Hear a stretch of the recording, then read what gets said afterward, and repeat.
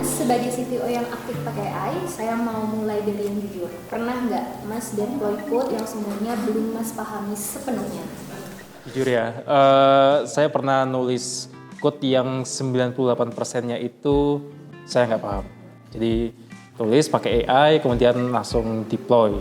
Kenapa kayak gitu? Karena ya dites lolos, dicoba-coba aman, di review code-nya aman, jadi kita berani untuk deploy. Tapi ternyata itu nggak bagus, karena kita nggak tahu code itu sebenarnya ngomongin apa sih dan sebagainya. Jadi menurut saya bukan masalah kecepatan kita membuat software itu, tapi bagaimana kita memahami isi software itu yang paling penting saat ini.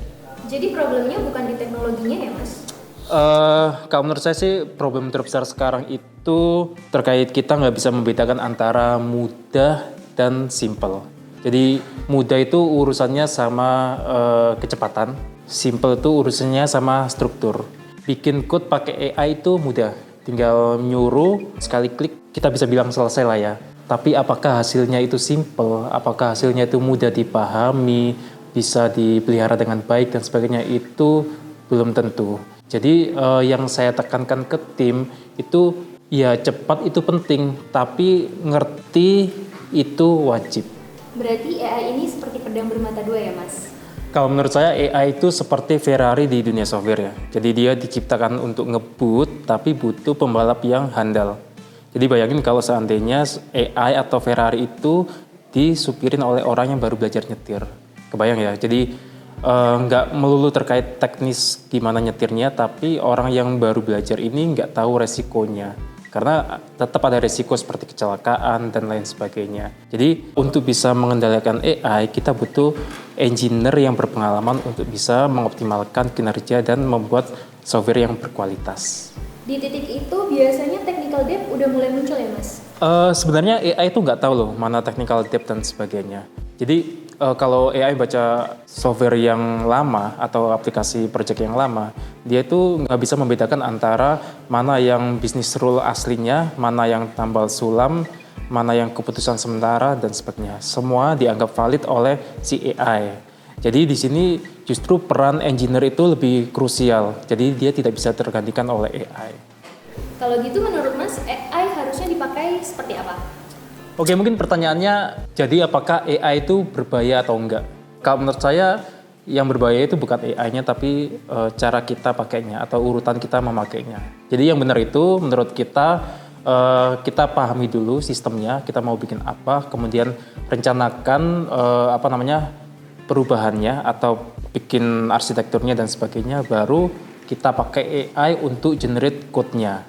Nah, kalau sudah pakai cara seperti itu, menurut saya resikonya akan jauh lebih kecil. Jadi kita bisa memahami aplikasi yang kita buat. Jadi pendekatan yang seperti ini yang kita pakai supaya AI benar-benar bisa jadi akselerator, bukan menjadi masalah baru. Kalau dari sisi klien, benefit AI yang paling terasa itu apa sih?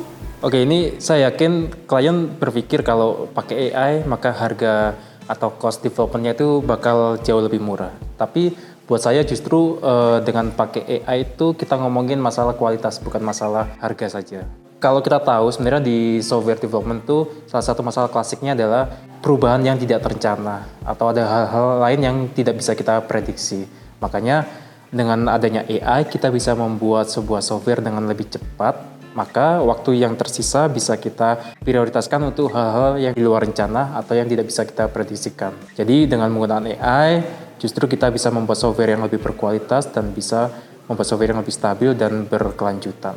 Ini juga yang Mas terapkan di company Mas?